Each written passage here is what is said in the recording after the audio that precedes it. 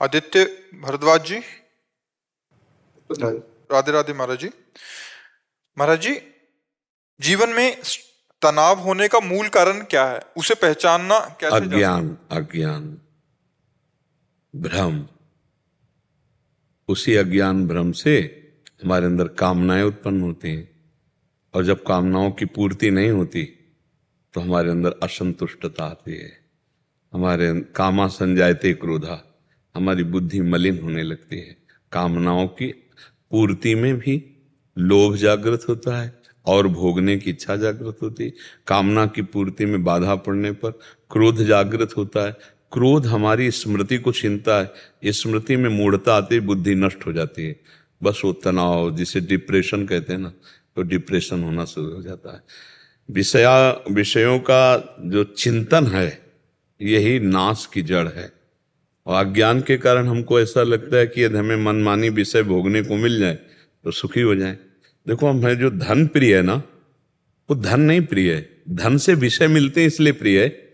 अगर रुपया प्रिय हो तो उसकी कोई खास बात है। रुपया प्रिय नहीं है, रुपया से सामग्री मिलती है, हम जो चाहे वो भोग सकते हैं, जहां चाहे जा सकते हैं। रुपये का प्रयोग प्रिय है, इसलिए रुपये की मान्यता है। अब वो प्रयोग क्यों प्रिय है? क्योंकि मन और इंद्रियां उसे अच्छा मानती हैं कि ये भोग लूं, ये देख लूं, ये छू लूं। तो मन और इंद्रियां जिनके पास ये सब भोग हैं, उनके क्यों नहीं तृप्त हो गए? मान लो अपने पास तो है नहीं, लेकिन वो चीज किसी के पास है, वो क्यों नहीं तृप्त हो गया? तो इसका मतलब है कि हमको ड्रामे में फंसाया गया, अज्ञान में फंसाया जा रहा है। बार बार भोगो, बार बार देखो। देखो, इस संसार का सबसे बड़ा सुख कहाँ निहित किया गया है? निहित माने स्थापित किया गया है। आप दिमाग में अपने ढूंढो, दिमाग में ढूंढ के जब आओगे तो इंद्रिय भोग केवल सबसे बड़ा सुख है। आप देख लो, सब अपने दिमाग में देखो।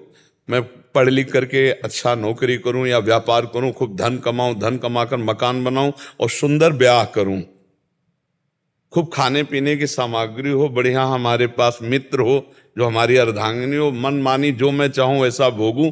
लेकिन ये सब है किसी के पास जैसा तुम सोच रहे हो, इससे भी अच्छा है किसी के पास, लेकिन वो भी तृप्त नहीं है।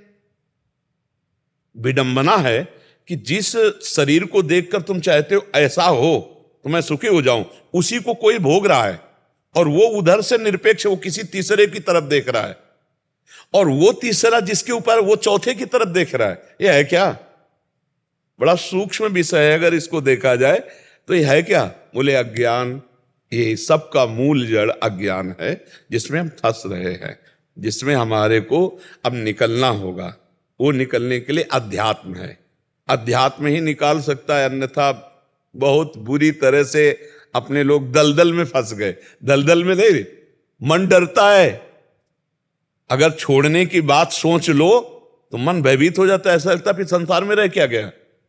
अब देखो, हम लोग जो बात जानते हैं वो तुम्हारे मन से मन मिला के जानते हैं। जैसे थोड़ी देर के लिए हमने आपसे मन मिला दिया, अब आपके मन में जो चल रहा है वो हमारे, तो तुम्हें लगेगा ये तो मेरे मन की बात बता रहे, वो सारी सृष्टि के मन की बात है। अगर आपसे कहा जाए कि ये झूठा है, आप इसे छोड़ दो, तो छोड़ने की बात सोचने मात्र से लगता फिर तो हम मर गए, जीवन है किस काम का। इसी में पूरा जीवन निकल जाता है और उसे विश्राम नहीं मिल पाता है। हम कह रहे हैं भोगो, लेकिन धर्म पूर्वक भोगो। धर्म, उसे एक सीमा में बांध दिया गया है। धर्म एक सीमा में बांध देता है, तुम्हें ये खाना है, तुम्हें ये पीना है, तुम्हारी पत्नी है, तुम्हारा ऐसा, तुम्हारा, बस इस सीमा में रहो, नाम जप करो और धर्म को भोगो तो निकल जाओगे, फंसोगे नहीं। लेकिन आप गौर से देखिए, ईमानदारी से, वृंदावन की भूमि में बैठे हो, क्या मन सीमा में राजी है? ईमानदारी से देख लीजिए, मन को नवम नवम चाहिए भाई, नवम नवम। और ये इसीलिए पाप कर बैठता है, चाहे जितना पैसा लगे, नवम नवम। आप हमारी बात को अंदर से समझ लीजिए। अब इसी अज्ञान की धरा से हमारी दुर्गति होती चली गई, और नवम नवम असली में है तो भगवान है, जिनकी नयो नेह नव रंग नयो रस, नवल श्याम वृषभान किशोरी, नव पीतांबर नवल चूनरी, नई नई बूंदन भींजत गोरी, नव वृंदावन हरित मनोहर, नव चातक वो, सब नवीन, सब नवीन। और उस नवीन में तो तृप्त हो गया जीव।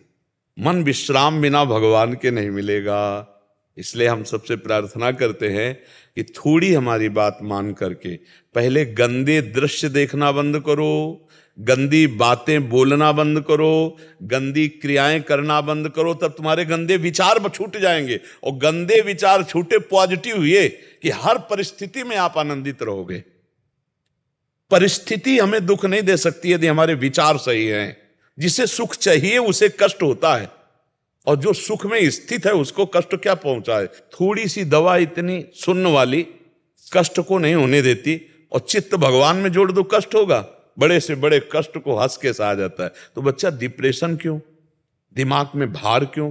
क्योंकि वो अहंकारी अज्ञानी जीव भगवान से परिचय नहीं प्राप्त किया, अध्यात्म को नहीं जाना, इसलिए दुखी हो रहा। नहीं बोलो चिंतन की क्या परेशानी है, तुम्हारा दिमाग स्वस्थ हो, शरीर अस्वस्थ हो तो कोई फर्क नहीं। भगवान का भरोसा, अध्यात्म बल जब तक जागृत नहीं होगा तब तक विश्राम नहीं मिलना किसी को। क्यों चिंता करते हो? अगर आप चिंतन करने लगो, नाम जप करने लगो, सत्शास्त्रों का स्वाध्याय करो, माता पिता बड़े बूढ़ों की सेवा करो, समाज को सुख पहुंचाओ, अभी आप प्रसन्न होने लगोगे। अब इतना सोच सोच कर अपने सुख के विषय में, हम आज सत्संग में कहते सबसे ज्यादा जीव परेशान है ओवर थिंकिंग।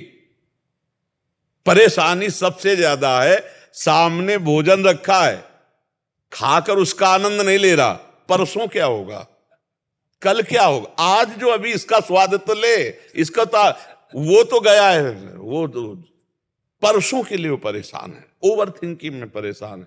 हम कह रहे हैं जिसने आज संवारा है वो कल भी संवारेगा, वो परसों, पर उससे तुम्हारा अपनापन नहीं, परिचय नहीं, इसीलिए तुम परेशान हो रहे हो।